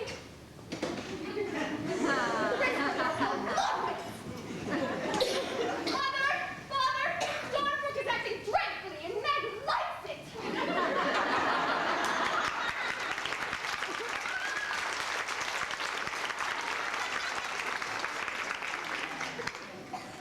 They were married that summer, and though I was resigned to it, I couldn't help but blame Aunt March for it all. The war finally came to an end, and Father was hired as an assistant minister at the church. Meg and John settled in a small house not far away, and before a year passed, they had twins, a boy and a girl. Everyone was thrilled, except Aunt March, who found it excessive. I no longer worked for our rich relative. During her stay there while Beth was ill, Amy made a more favorable impression on Aunt March than I ever did. Soon Amy was reading to the old woman. Beth's frail health was much the worse for her bout with scarlet fever, and she was able to help Hannah less and less. But her pure and open spirit remained unchanged. As for myself, my writing occupied more and more of my time, and I managed to tell the story often enough to contribute to the advantage of the family. But with Laurie away at college and Meg out of the house, life seemed quieter, much less fun. Was it because I was finally growing up?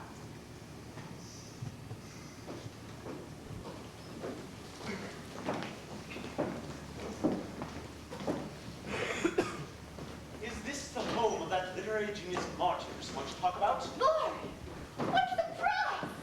But your letter said you I would... left the campus a few days early, and I did well on my exams, you'll be surprised to hear.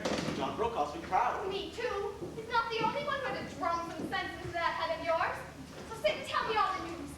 Did you propose marriage to anyone this week? Not this week. You are incorrigible, Lori. According to your letters, you've fallen in love every month this past semester. Don't be like that, Joe. Jealousy isn't for you. Jealousy? I just don't want you to give flirting a bad name. And you do flirt atrociously, Lori. I'm learning. But I'm glad you can flirt, Joe. It's really refreshing to see a sensible, straightforward girl who can be jolly and kind without making a fool of herself. Oh, yes, indeed. I've grown very mature and dignified since you've been away. Well, I see you've run the hem of that dress as well. Oh, that couldn't be helped. And grandfather tells me you gave Amy a mild shock by racing all the way to church on Easter Sunday. I was late. Besides, it was a luscious day. You haven't changed. But you have. Why are you looking at me in that way? In what way? That painfully serious way. Is it so obvious? Lori, what is it? I must say it, Joe. And you must hear me. It's no use. We've got to have it out. I don't think I like this conversation. But say what you like. I'll listen. I've loved you ever since I've known you, Joe. Couldn't help it. I tried to show you in the past, but you wouldn't let me. Oh, dear, I was just saying to you this, Lori. I only want you to I understand. know. But it only made me love you more. Being away at school these 4 years, knowing what different girls are like, it only made me want to be with you. I've waited, and I've hoped, and I'm not half good enough for you. Oh, yes, you are. You're a great deal too good for me. And I'm grateful to you and so proud and fond of you. But somehow I don't love you as you want me to. I tried, but I can't change the feeling. And it would be a lie to say I do. When I don't. Really? Truly, Joe? Really, truly, dear. Oh, I'm so sorry, so desperately sorry. I'd kill myself if it would do any good. I just wish you wouldn't take it so hard. How am I supposed to take it, Joe? We're no longer children. We aren't playing some game. We cannot always remain like we were. Can't we? I suppose not. Of course, there is one very logical explanation for your lack of feeling for me. There is.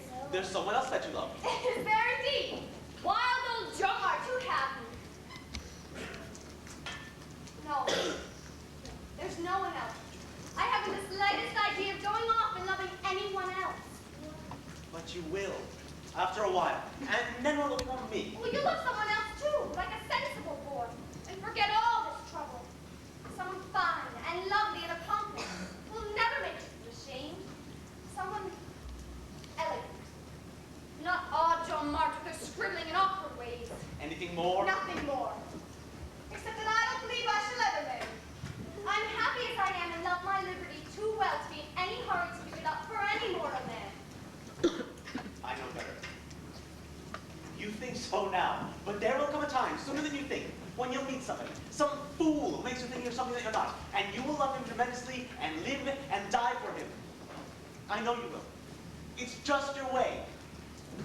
Well, I, for one, will not be able to stand by and watch such a thing happen. Boy, where are you going? To the devil!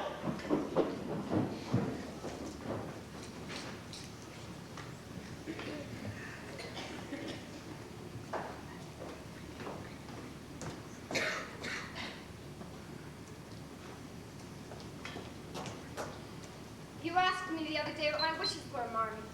Yes, Joe. You seem somewhat despondent. I want to know what was on your mind. Well, I'll tell you one of my wishes. I want to go away somewhere this winter for a change. Why, Joe? Well, I need something new. I feel restless and anxious. Anxious for what, dear? To be seeing and learning and doing more than I am. Aunt March used to talk of going off to Europe someday and taking me with her as a companion. Oh, how I used to dream that it would come true. But now I know that it won't. Lately, all I do is brood too much over my own small affairs. I need a stirring up, to try my wings. Well, where do you want to try your wings? New York. Well, I had a good idea yesterday, and this is it. You know how Mrs. Kirk wrote to you asking if you knew some responsible young person to teach her children and to sew and whatnot? Well, I think I should suit her if I try. I'm sure you would. It'll be a good experience for you.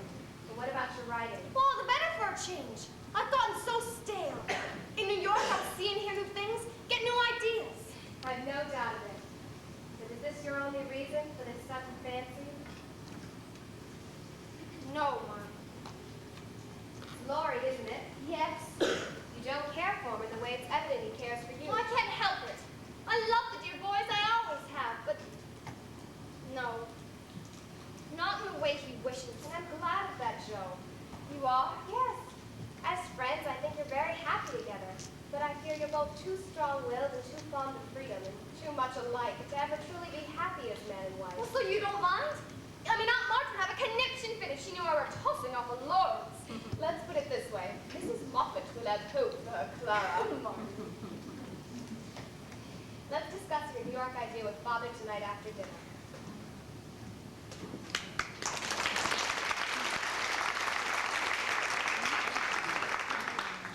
So plans were made to send Joe March out into the wide, wide world. Mrs. Kirk gladly accepted me, and all the travel arrangements were made. But leaving that would be the most difficult part of my plan. I will write to you and tell you about everything then, every day if I can. And you will have wonderful letters to keep you company, rather than just moody old Joe like you have now. Oh, I'm so happy for you, Joe. Oh, my dear. I always knew you'd go off and become a great writer. Well, governess at Mrs. Kirk's isn't exactly the same thing as going off to Paris to write poetry, but it's a start. I shall miss you, Joe. And I shall miss you, my precious Beth. And I'd take you with me if I could. No. I belong here. And only here.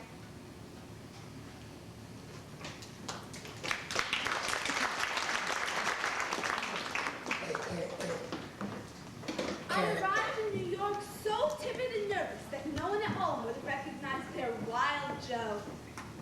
But once in Mrs. Kirk's boarding house, I felt a little more sure of myself.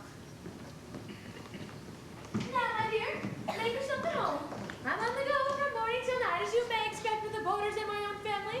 But it would take a great anxiety off my mind to know that the children are safe with you. Now, here's the room where you will do your lessons.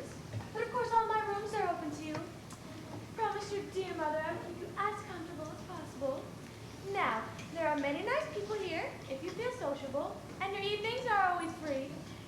come to me if there are any problems. Professor! Oh, Mrs. Kirk, I'm afraid I am to blame. Really is a bear, Mama. Didn't I tell you? Get off the professor immediately, Kitty. My turn, my turn. I'm afraid not, Miss Minnie. We are disturbing our soldiers. What will Miss Josephine think of us? I shouldn't wonder. Josephine, these are my girls, Kitty and Minnie. Go say hello, girls. Hello. And this is Professor Bear. He lives on the second floor, rear room. I must apologize for my rude behavior, Miss March. Not at all. I do a pretty good bear impersonation myself. You see, Mrs. Kirk, the children were teasing me about my name again. Professor Barry is a bear, as they say, and so I've become bareful. Girls, I told you to stay away from the professor while he's working. Thank goodness you've come, Josephine, before my girls become as wild as horses. Now, you two, off to get your tea. Mrs. O'Connor sat at the table about half an hour ago. They're not bad girls, Josephine. Bad girls? No, but very spirited. Ah, spirited, and that's the word. The professor knows. Well, I must not intrude any further. Good afternoon, Miss March. I hope you will like it here. I'm sure I will. Good. Now I must return to my room. He's a dear man. From Berlin. Very good and learned, but poor as a church mouse. He takes in some pupils now and then and does some translating, but I heard he was quite the scholar over in Europe. Such a sad story. But let me take you to your room. It has an excellent view of the church tower. And so began my career in the government. As for my other career, New York is both a stimulating and discouraging place. I submitted a news story to a weekly newspaper office only to be told that it was not sensational enough. It wasn't until I added gypsies, duchesses, bandits, and murderers that they liked me. And so I became a New York writer of sorts. But at what a price! As the weeks passed, I felt as if Mrs. Kirk's home was mine as well. Little Kitty and Minnie were indeed spirited. We liked each other from the start and had a grand time together. 2 plus 2 equals 4. 3 plus 3 equals 6. 4 plus 4 equals 8. 5 plus 5 equals 10. Josephine, thank goodness you come. We've been to the park. Is there something wrong, Mrs. Kirk? We've been counting rainbows, Mama, and squirrels, and dividing by 10. Well, that's good, girls, but Josephine has visitors. I have. Yes, right that way. Come along, girls. 6 plus 6 equals 12. 7 plus 7 Hey! My gosh! Joe. Finally, do you realize we've been waiting here for over 30 minutes? I'm sorry, Auntie. But such a surprise. Amy, why did you write that you were coming for a visit? We aren't here for a visit. I thought we should pay a common courtesy call since we were passing through. Passing through? Our boat leaves this afternoon, Joe. I'm accompanying Aunt March to Europe. Europe. Oh. Amy, I'm so happy for you. I know I was spoken for bringing you with me, Josephine, but Amy is a much more suitable companion, you must admit. I hope you don't mind terribly, Joe. I know how you believe drums are going. Well, I'm disappointed, that's pretty certain. But I'll get there someday. In the meantime, how marvelous for you, Amy. You'll see the world's great paintings and visit so I'm many... not purely for medicinal reasons. I shall be taking the waters in high, respectable places and tending to my health. I will write you about everything. I believe you'll make a real woman of me. I'm sure it will. You will probably meet some handsome Italian count and marry into a titled family and live in a palazzo. And I will send for you, and we'll dig in a Roman form for rugs to carry out all the plans we made so many times. Ridiculous chatter. The very idea. Come, Amy. You must see that my trunks are put aboard safely. Oh, must you go already? Steamships do not wait for idle talk. Goodbye, Josephine. Goodbye, Auntie. I mean, bon voyage. Joe, I promise I will write.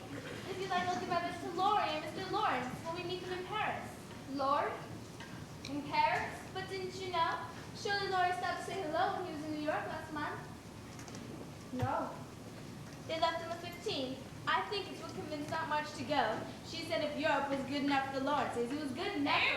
Goodbye, Joe.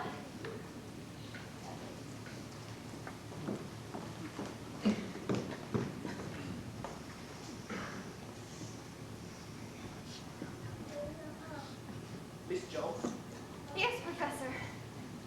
I wanted to talk to you about your studies, but is this the bad time, perhaps? No, Professor. No very good time. You read them all? Yes. Well, give me the truth and don't be stingy with it. Miss Joe, Pretty awful, aren't they? It is always... My friend, why do you waste your talent like this? You are too good for such. Oh, I am too cruel. I do not know my place. No, Professor. I'm sorry. It's just that... Tell me, my friend. It's just that Aunt March is off to Europe with Amy, and for years she always told me she would take me. And then I find out that Laura was in New York last month and didn't even... Lottie, is this the friend that you have told me so much about? Yes. Me. Must be a foolish man to do such a thing. Professor, I'm the fool. I deserve everything that's happened to me. You're right about those stories. I ought to be ashamed. But you see, maybe the dungeon paid well enough to buy all the shit Miss Gibson, Gypsy Lover let You me. have talent, Miss Joe. I can tell from these that you have great talent. Do you really think so, Professor? You must treat your talent with care. You must only write what you feel here, in your heart, in your soul. Then your talent will blossom. Then you will truly realize. You're so kind, Professor. And wise as well. I'll do as you say, and I thank you.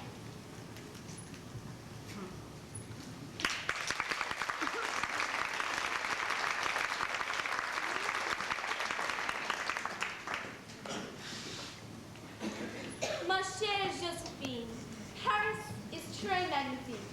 Such a delightful time I'm having that even Auntie has to admit, on occasion, that there is certainly something in France. They have such a respect for the old and old-fashioned things. On rainy days, I'm in the Louvre reveling in the pictures, and on sunny days, I'm in the Tuileries Gardens. I'm cultivating my eye and taste as fast as I can. Laurie makes fun of me, but he is so très fou sometimes. Yesterday at the museum, Laurie and I saw Napoleon's cocked hat and gray coat, his baby's cradle, and even his old toothbrush. Also, Marie Antoinette's little shoe, the ring of St. Denis, Charlemagne's sword, and so many other interesting things. Who gets I get to see such things? Auntie March is calling, so I must close now. I long to see you again, and in spite of all my nonsense, I remain. Votre ami.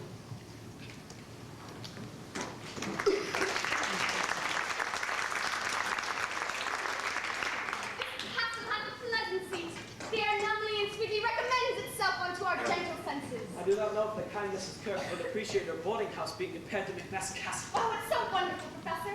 It's always been my dream to see Macbeth performed on a stage. I thought it was your dream to play Macbeth yourself. That, what I could do with the dagger scene. Very much like to see. What a villain I'd be. That man tonight, he was capital, just like I imagined. But I'd still have to get my hands on that Scottish thing. I would not yield to kiss the ground before young Malcolm's feet, and to be baited with the rabble's curse. Bravo! That was always our favorite scene. Laurie and that. Tell me, have you heard from your friend Lottie? No. Amy saw him in Paris, though. But not a word from him. Oh, I did mess everything up there, Professor. Perhaps you only did what was in your heart. Perhaps. I'll never know for sure. Oh, but what a lovely time I had tonight. I want to do something special, Professor. I want to do marvelous and exciting things. If I can't play Macbeth, then I shall write stuff just as glorious. Such a conceit. But you don't tell Mr. Shakespeare, and I will. Have you been writing lately, my friend? Not a word. I've tried, goodness knows. But it all comes out so... It's like you said, Professor. It's got to come from the heart or else it's nothing. Well, listen to me going on and on. You've got pupils first thing in the morning, and Minnie and Kitty will be up early. Here I am, running on for goodness knows what. Then I shall thank you for an enjoyable evening and say my good night. Oh, but I must thank you, Professor. Wait till I write Beth and tell her all about it. She'll be thrilled. I wish you could meet my Beth. She's not a silly goose like her sister. She's so true. Very much like to meet her someday. Of course she'd be petrified of you. Am I so fearsome? Oh, not at all. But she does shy away from strangers. Once she got to know you, she'd sleep. What would she see, Miss Jo? Very kind, very dear friend. Someone whom she could trust and depend on. Yes, she would. But it's so late. Let's get my book and be off to bed. No. The letter from Meg. Mrs. Kirk must have brought it in after we left the theater. What is it, Miss Jo? Joe, Marmee doesn't know I am writing this to you, and she would not approve. But come home as soon as you can, Joe. Beth is much worse than I fear. Miss Jo? It's my Beth. Oh, she's quite ill enough. I must leave first thing in the morning for home. I see. I'm sure Mrs. Kirk will understand. Oh, my dearest Beth. Excuse me, Professor, I must start packing. I understand. Perhaps you will allow me to accompany you to the train station in the morning. I would like to be of some service. Oh, could you? Thank you. Excuse me.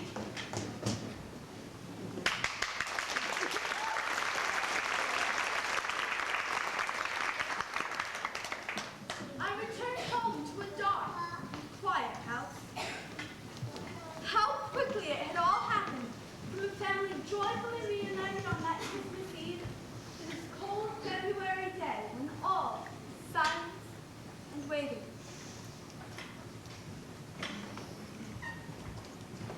Can I see Beth? Not now, Joe. She's sleeping soundly in your mother's room. Come in here and let me look at you. My wild Joe. How different you seem. Well, your Joe's just the same, I fear. No chance of improvement. I must have said the wrong thing at least twice a day when I was in New York. But I don't regret any of it because I had a capital time. So we gathered from your letters. But it is so good to have you home again. Well, what of Beth? She will get better, won't she, Father? I'm afraid not, Joe. Every doctor says the same thing, hoping for recovery. It seems almost prideful. All we can do now is appreciate Beth's sweet disposition and keep her comfortable while we still have her with us. Father.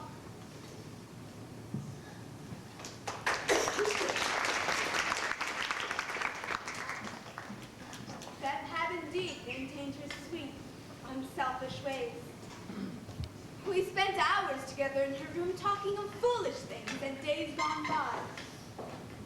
It wasn't until several days after my return that we were able to speak about what truly occupied our minds. When I am gone, Joe, you must stand by Mother and Father. We won't talk of such things. But we must. You see, Meg has John and the twins to comfort her, and Amy has a whole new world opening up to her. But Mother and Father, they will need you all the more, Joe. I'll do my best, Beth, but I'd rather Please don't. I've been resigned to it for so long, and it only hurts me to see those I love trying so hard to keep hoping. You see, Joe, I've always had the feeling it was never intended I should live long. But that is just a morbid fantasy you have because you feel so unwell. I've always known it. I'm not like the rest of you. I never made plans about what I'd do when I grew up. I never thought of myself as grown or married. I couldn't seem to imagine myself anything but shy little Beth, hiding myself away in this house, of no use anywhere but here. I wanted never to go away, and the hard part now is leaving you all. I'm not afraid, Joe, but it seems as if I shall be homesick for you, even in heaven.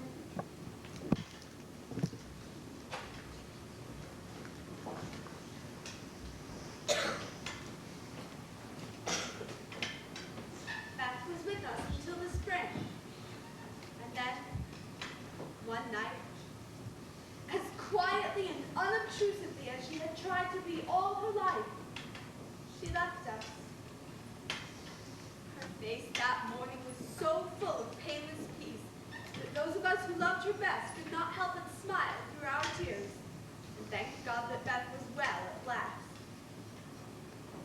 What Jo March do without her conscience, her soul?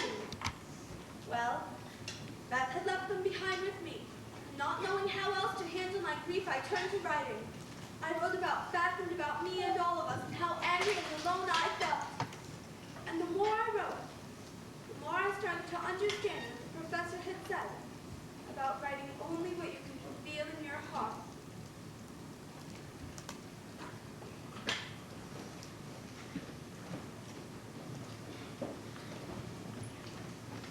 But enough adventure for Jo March for the moment. In Europe, another adventure was taking place involving Amy and Laurie. It was Meg who first told me of their engagement. Amy had written and asked her to break the news to poor dear Jo. I took it well, as they say, but more for Meg's sake than from any sense of good-natured behavior. But it's perfect, of course. Amy loves fine things and elegant places so much, and Laurie can provide them. I would have been a perpetual embarrassment to the dear boy. But Amy will be a credit to him, and to herself. I think your Amy has changed, Jo. In her letters, she seems different, less flighty and self-absorbed. More genuine concern for you and how you would react to the news, while it was rather touching in its sincerity. Perhaps Laurie is responsible for the change in her. She could make the March girls do just about anything. Except get me to marry her. Jo, do you mind awfully? Regrets? Not many. We do worry about you, you know. Our Jo, always the boldest and the bravest of the bunch. But now you seem so fragile. I'll be all right. There's no need for anyone to make a fuss. How is your writing coming along? Pretty fair. Sent off a little novella to Professor Bear the other day, and if he thinks it's as good as I feel it is, I'll be overjoyed. You and the professor write each other off? I'll scribble off pages to him every time genius burns. And he, dear man that he is, answers every letter with patience and care. Though I'm sure he's got much better things to do with his time. But that's the sort of man he is, Meg. So kind and caring. Your professor sounds like he's touched Jo's heart. My heart? Yes. But he's a gentleman, Meg, and a scholar too. He sees right through me and my silly stories and is not afraid to tell me so. So you best give up any romantic notions you may have about us. Oh, I will, as long as you promise that you won't. Meg, John's waiting outside in the carriage with the twins. Dear, I forgot all about our picnic. Goodbye, Jo. See you on Tuesday, Marmy, for dinner. Give the children a kiss for me. I will. It's all right, Mommy. Meg told me I'm behaving myself, so it's safe to come in. My Jo, I hope you're not too cross with me. I wanted to tell you, but in her letter, Amy insisted that Meg tell you. Amy knows I always try to act more mature in front of Meg. Amy was frightfully worried about you, you know. First she takes her place and goes to Europe without March. Said she and Laurie. It was my own fault in both cases. And everybody in the world seems to know I refused Laurie. If they think I was just teasing him, I knew you were sincere. But lately I felt that if he came back, you might give him a different answer. Forgive me, dear, I cannot see that you're very lonely. And there's a hungry look in your eyes that goes straight to my heart. I fancied Laurie might fill the empty place if you tried again now. no, Mom. It's better as it is. And I'm glad he needs to learn to love Laurie. But you're right. I am lonely, and perhaps if Laurie had tried again, I might have said yes. Well, not because I love him anymore, but because I care more to be loved than when he first asked. Glad to hear you say that, Jo. Shows you're getting on. Perhaps someday. Oh, gosh, on someday. I'd best start behaving myself right now. Jo. I know, Mommy, someday. Girls are supposed to be patient, to be good, and be contented with someday. Well, I'm responsible for my own actions, and no one else is to blame. Not Laurie or Amy or Aunt March. There it is. Look at Jo. She's finally got it all put together for herself. Of course I minded that Laurie would marry Amy. And all the rationalizing in the world couldn't change that. But I knew I did not love him. It was foolishness to pretend I did. So instead, I hid myself away in the attic and wrote and read the professor's letters again and wept. And in my fancy, I made those letters mean things that they didn't say.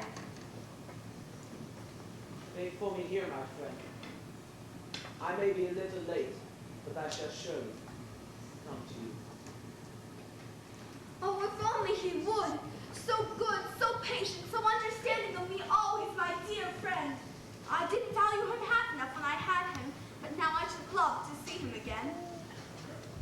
for everyone is leaving me, and I am all alone.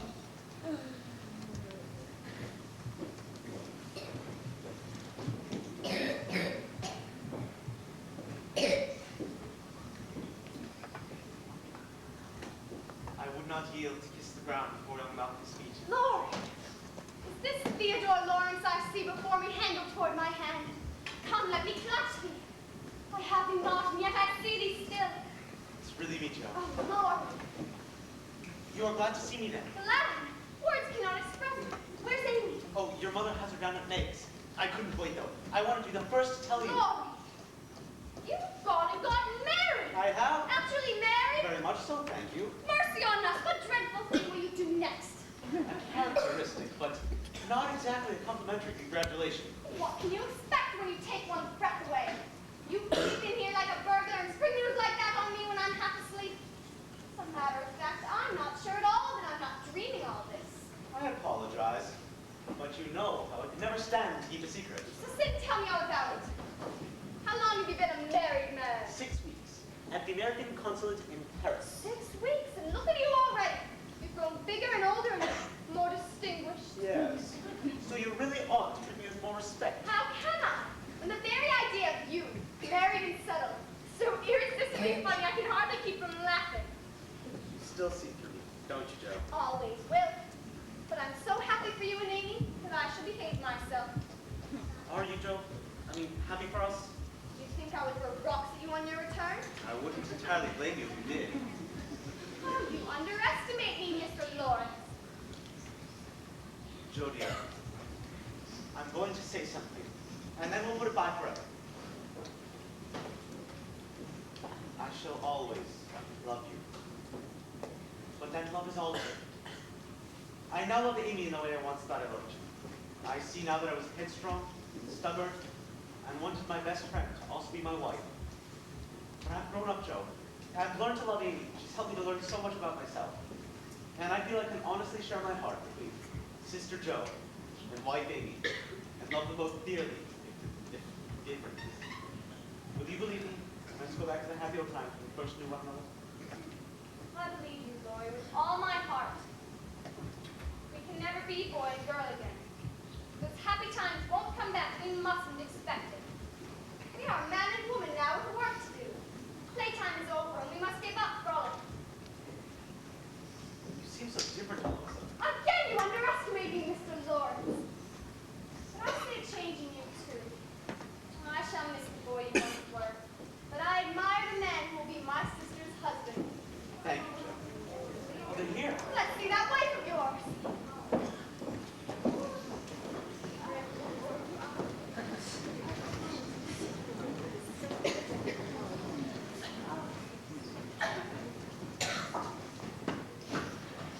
Where is she?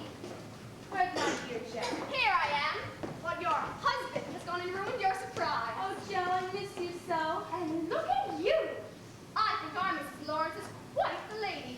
I wonder where silly little Amy has gone. She's still here, Joe. Not even Lori could change me completely.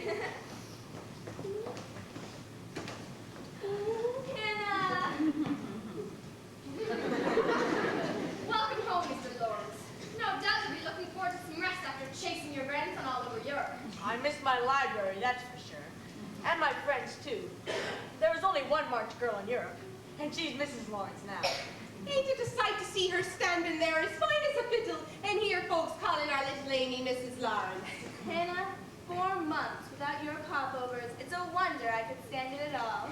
You should have heard the twins when they set eyes on Amy. Pity auntie, they kept saying. Very pity auntie. Oh, Joe, they've grown into the most darling little things. Can you imagine we were ever that small? Oh, now it looks like it's going to storm and all my tablecloths are outside drying. Amy, how did Aunt March handle the crossing? Dreadfully. The poor woman just could not abide both. She was sick all the time, and I kept saying to her, Auntie, let me stay with you in your cabin. But she wouldn't hear of it. You're a married woman now, she kept saying, and your place is with your husband. What? Was Lori ill as well? I do believe my aunt finally approves of something a member of our family has done. By marrying a Lawrence, Amy, I fear you have endeared her to us forever. Lord, see the back end couldn't possibly lovely. Gladly. Now we should all head into the dining room and have our tea. I, for one, want to hear all about the wedding. Amy, let's hear your version of what happened. Well, we're in.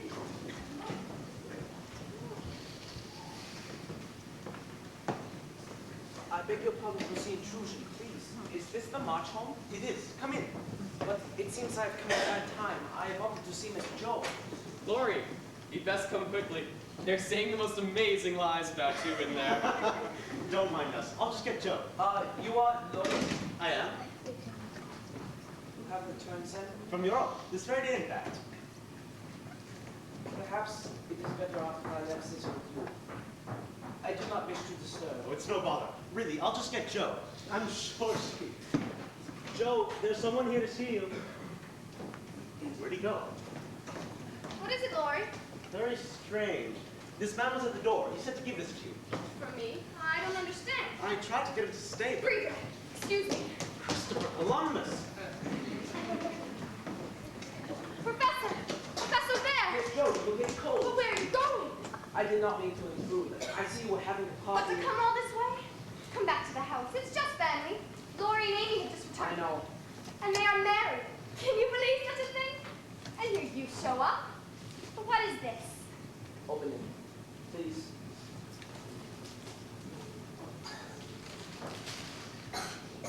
My book. Published. I was so impressed with it. I showed it to a friend of mine, and as you see, he liked it too and published it.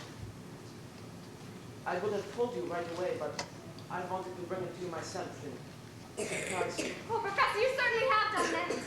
So you were not so sad? I'm thrilled. No, I mean about your friend Dolly getting married.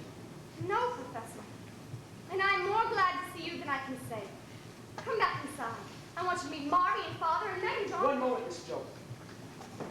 I must say some things.